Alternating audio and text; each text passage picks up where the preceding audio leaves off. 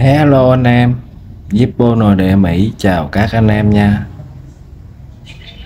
Nay tiếp tục em lên cho anh em 4 cây nữa nha. 2 cây đời xưa 56 57 với một cây New Full Box đồng thô 2001 nha anh em, sale nha anh em. Anh em nào chơi alo em nha. Đây bán giá sale cho anh em chơi luôn.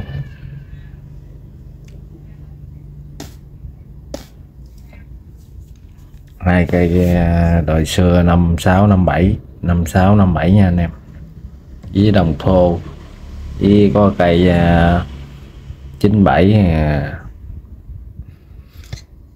cây 97 đồng có chủ đề cà phê Ha Rock. Anh em không chơi cây này nó không bay anh em ơi. Nay giảm sale cho anh em, ai chốt được chốt. Rồi lên cho anh em một cây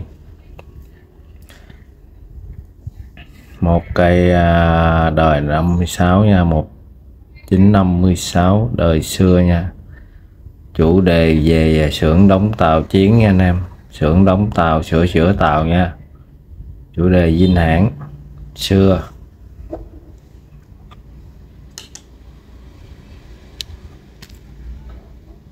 Hộp này anh em nào chốt tặng cái hộp này luôn nha anh em, để về trưng bày chơi nha anh em. Rồi một cây xưa,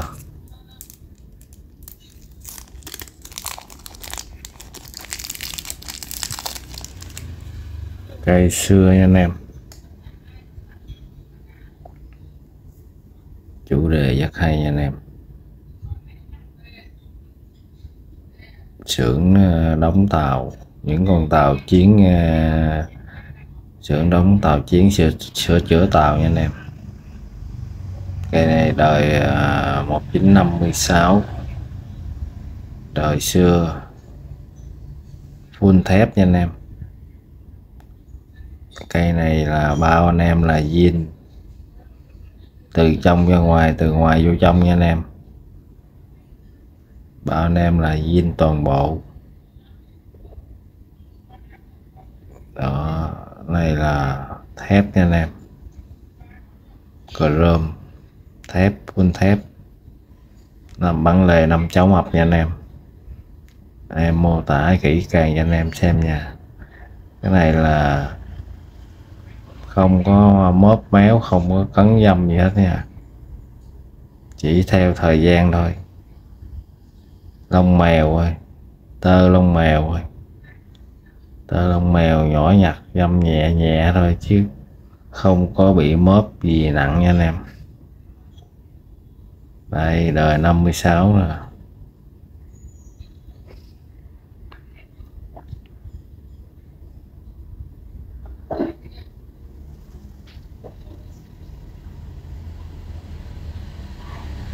Năm 56 là 7 chấm nha anh em.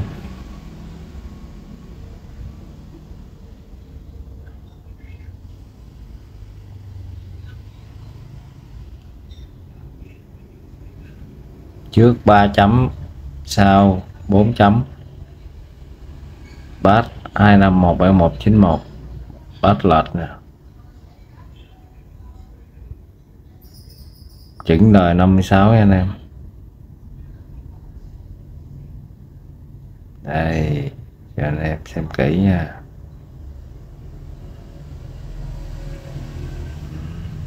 Vỏ nét nha, cái đít này vỏ nét nha anh em.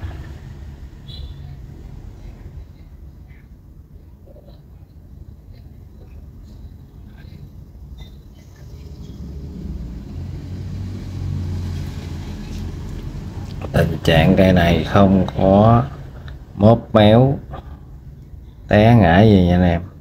Lề 5 cháu mập, 5 cháu ú nu luôn nha anh em, zin luôn nha anh em, chưa đụng chạm gì hết nha anh em.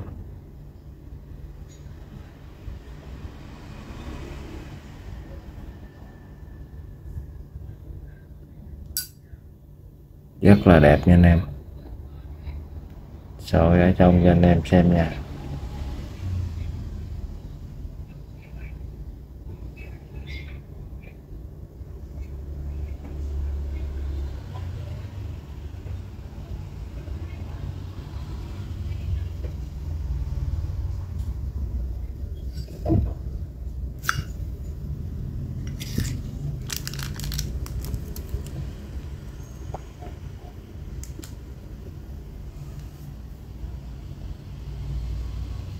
Bát chuẩn nha, bát lệch trái nha anh em.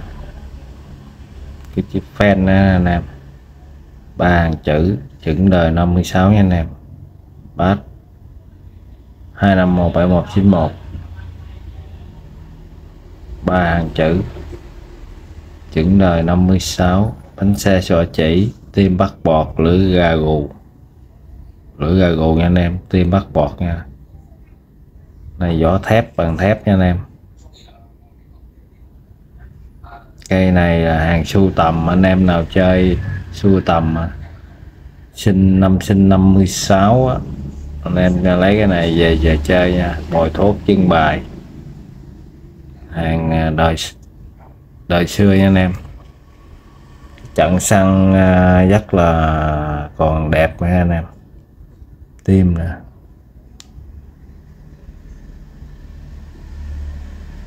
trận xăng đúng đời, dày.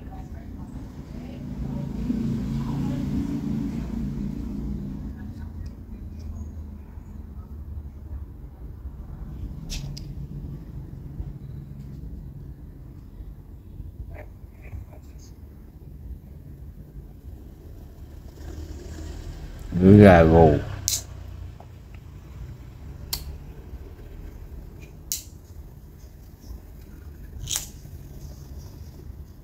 bánh xe sọ chỉ.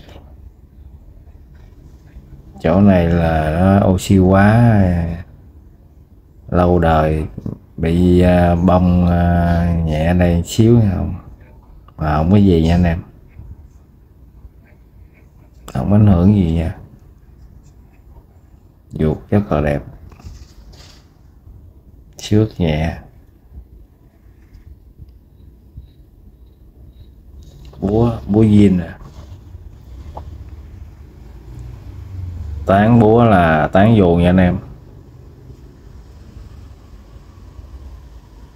Tán này anh em không bao giờ mà đóng ra được nha anh em. Tháo ra là bỏ luôn nha anh em. Sợi chỉ zin chuẩn đời nè, tán búa, tán dù nha, không có tán nó được đâu, tháo ra dục luôn. Lưỡi gà lá lúa là chuẩn đời nè, 56 nha, bật luôn nha anh em.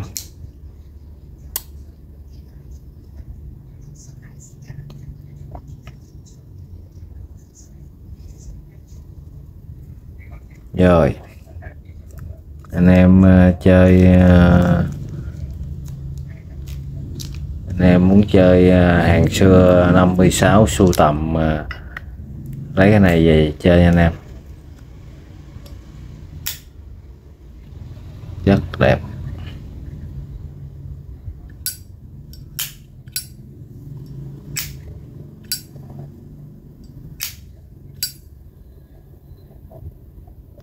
Zin toàn bộ nha anh em, không có canh chỉnh sửa gì nha anh em. Lề zin luôn, chưa đụng chạm gì nha anh em. 5 cháu mập nha anh em. Nhìn rất là phê nha anh em. Cầm tay cứng cáp.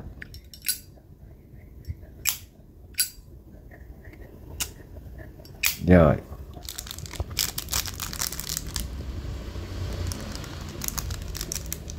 anh em muốn chơi cây này, giờ chia lửa cho anh em cây này cho anh em chơi nha, sale nha.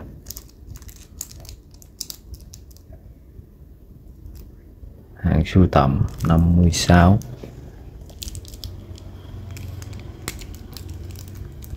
4 chia anh em 4.200 nha.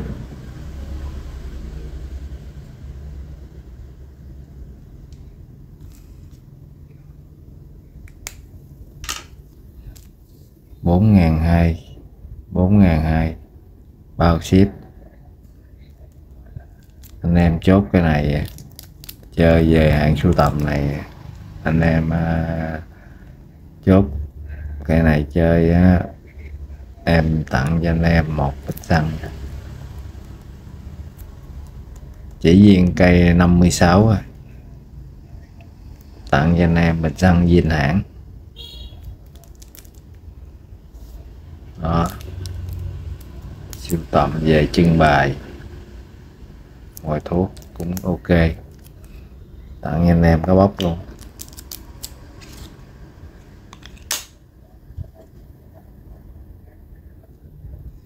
Rồi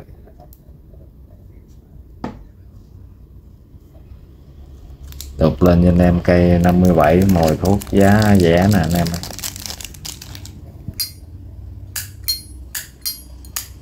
Cái này âm hay nè anh em.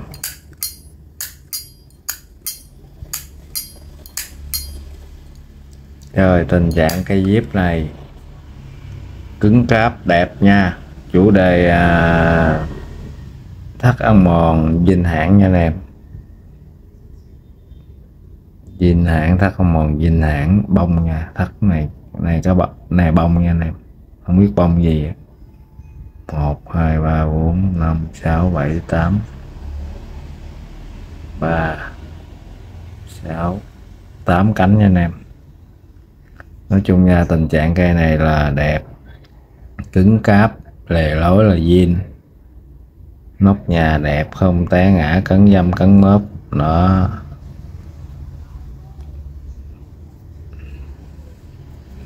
Nói chung nha, cây này là chuẩn đời 57 luôn, mà có cái đít nó hơi mờ nha anh em.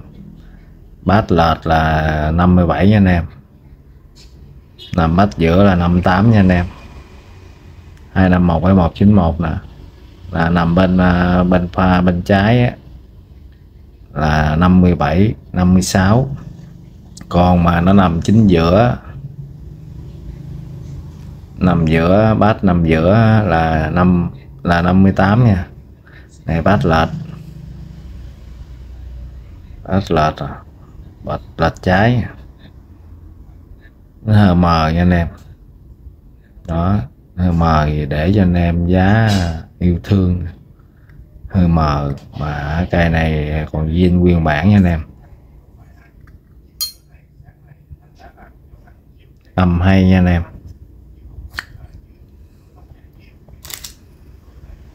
Nè cây này ba hàng chữ luôn nha anh em, bát lệch trái nè đó, 3 hàng chữ, bát lệch trái 25179191 nè.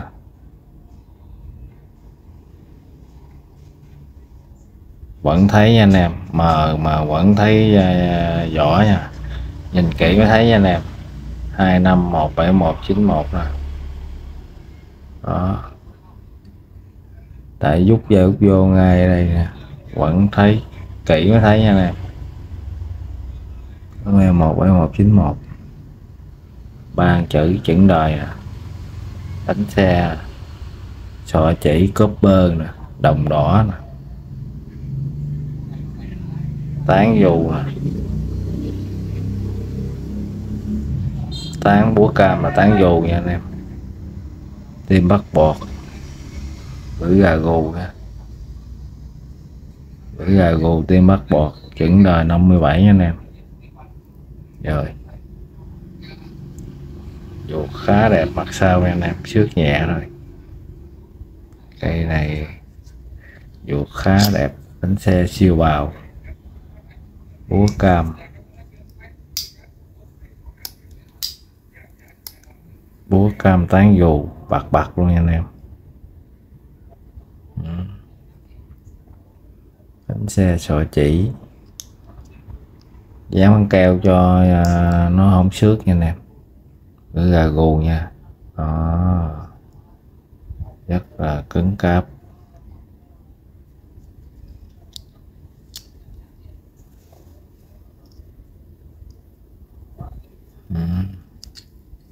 Bao anh em là zin, không đụng chạm thay thế gì nha anh em, zin hết. Bao anh em cái vuột này là zin chững đời nha, chững đời 57 rồi.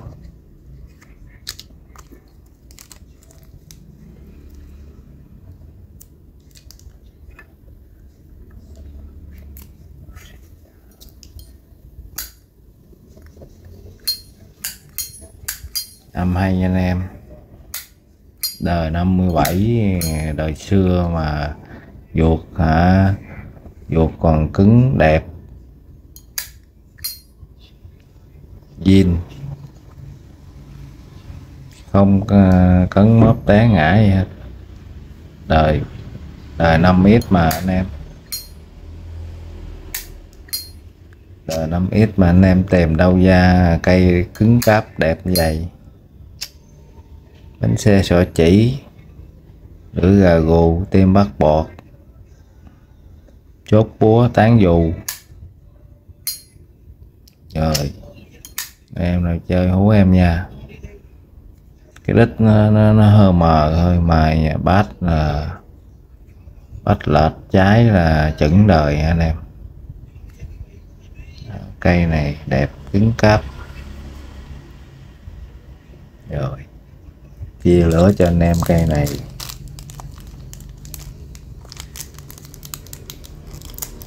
Ngàn 1650 nè, giảm luôn.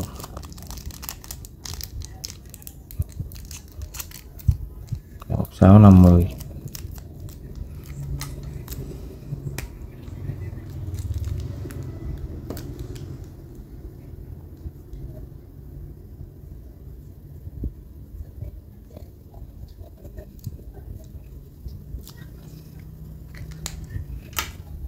Giờ anh em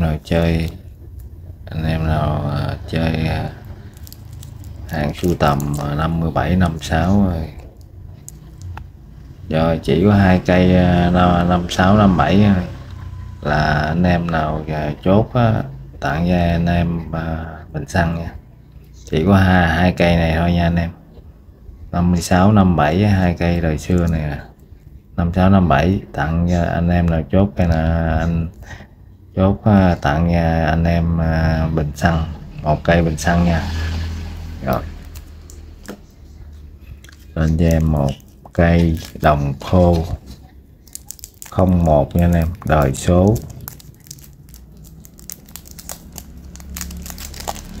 Đời số 01.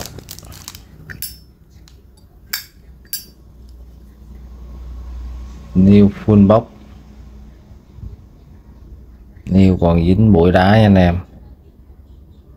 Đó, ba anh em là vỏ vuột là bao trùm. New mà. À, 01.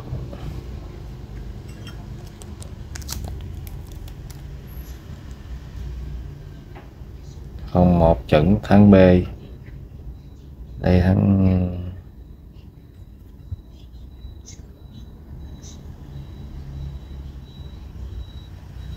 trùng chuẩn nha anh em. 01 tháng vuột tháng B, vỏ tháng D, trùng chuẩn nha anh em. New chưa qua xăng lửa. New là anh em khỏi bàn giới thiệu nhiều nha anh em, còn dính bụi đá nha, còn dính đầy bụi đá luôn.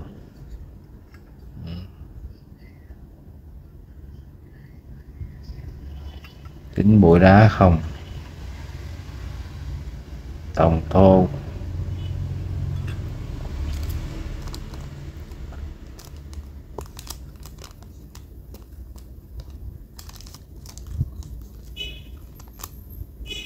Rồi anh em nào chơi đồng thô hú em.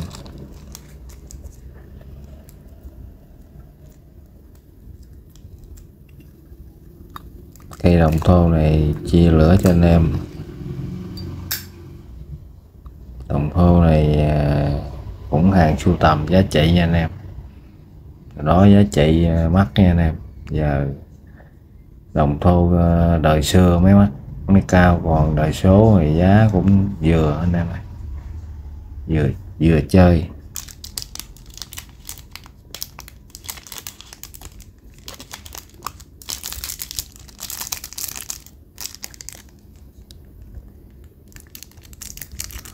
Rồi cây đồng thau new full box 2001, chia lửa cho anh em là 1680. Giá yêu thương new full box đồng thau đời 2001, đầu tiên đời số nha anh em, chỉ có 1680 thôi anh em. Đó, anh em nào chơi đồng thau thì hú em nha, chỉ có 1680 thôi. Lỡ rồi anh em nào chốt cây đồng thau này tặng vô bình xăng luôn, tặng kèm bình nguyên liệu anh em về xài. Rồi có hộp đàng hoàng anh em,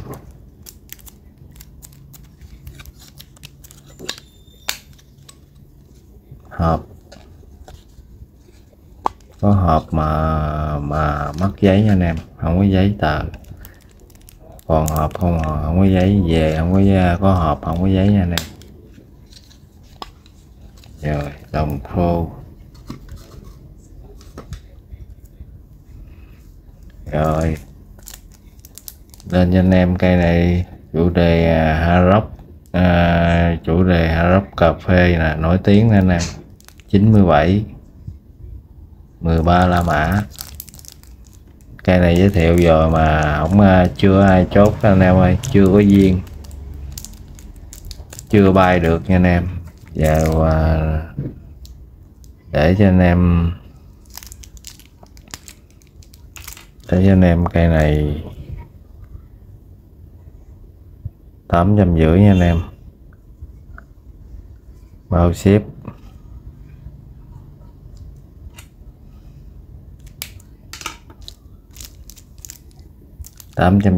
Bao ship.